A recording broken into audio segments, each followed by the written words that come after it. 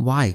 Why do they stay with us? Why do women from 2 decades ago still feel more seen, more real, more human than what we see now? Because they weren't performing relatability. They were just being. They didn't have to cry with mascara streaks in 4K slow-mo. They could just look away. And that silence said everything. They didn't monologue about empowerment. They just survived. And in doing that, they empowered us. There was no PR blueprint, no raw but polished aesthetic. Just women with flaws that were not aesthetic, with breakdowns that were not aesthetic, with faces that were not curated for screens but carved by stories. Today's actors are flawless, and that's the problem. They're too perfect to bleed, too calculated to shatter, too branded to be broken in a way that feels personal. Back then, an actress could cry, laugh, rage all in a span of 5 minutes, and you believed every second.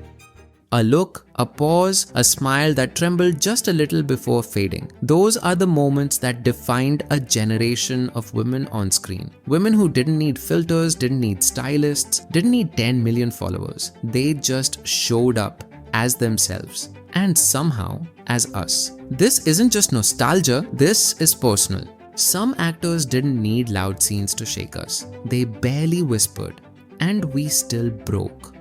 The ache beneath the surface, taboo. Every performance of hers felt like a page from a diary we weren't supposed to read. In marches, in Chandni Bar, you didn't watch her act, you just sat there, feeling exposed, because she carried pain like it was part of her breath. Manisha Koirala, the quiet terror, the soft defiance. In films like Dil Se, she didn't explain her pain, she just wore it, and it lingered. Karishma Kapoor. In a world chasing happy endings, she reminded us that not being chosen doesn't mean being weak. Sometimes she was the heartbreak no one talked about, but everyone remembered. Grace that didn't shout. Some didn't need grand entries or big speeches, their presence was the moment. Sushmita Sen. When she walked into a frame, everything else blurred. She was grace and steel, not loud, never trying to be anything, just fully, completely herself. Raveena Tandon. Yes, we remember the glamour, the dance, but the real weight came later, when she stood in roles that showed scars. Scars that didn't ask for sympathy, just understanding. The heart of the story. Then there were the ones who carried the entire emotional arc in their eyes. Kajol. She could laugh like a storm and cry like someone quietly breaking inside. And when both happened in the same scene, you didn't stand a chance. Madhuri Dixit. Joy, sorrow, longing. She danced through emotions like they were steps she was born knowing. She made feeling things look beautiful.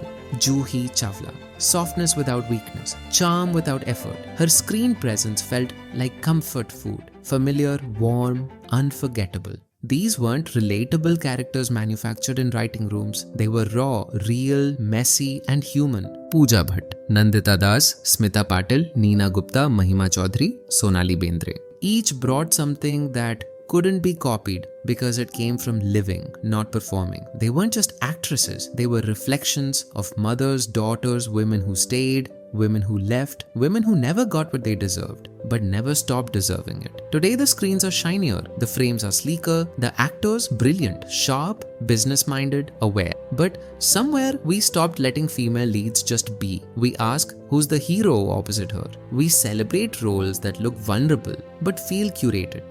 Back then the mess wasn't manicured, it was honest. And maybe that's why those faces, those stories, they don't fade. They stay in the back of your mind, in the corner of a song. They did not try to be aspirational. They showed us how ugly crying looks, how dignified heartbreak can be, how grace isn't in how you enter a room, but how you leave it when no one is watching. These women were not main characters. They were the entire story, whether the camera knew it or not. They did not demand attention. They commanded presence. This is a love letter to the women who didn't chase legacy, they became it. They didn't wait for likes. They gave us moments that made us grow up, or maybe moments that let us feel like it was okay not to. So tell me, who still owns a piece of your heart? Which actress reminds you of your childhood? Your first heartbreak, your mother's strength? Comment below. Let's build a thread of memory, of magic, because we haven't forgotten and we never will.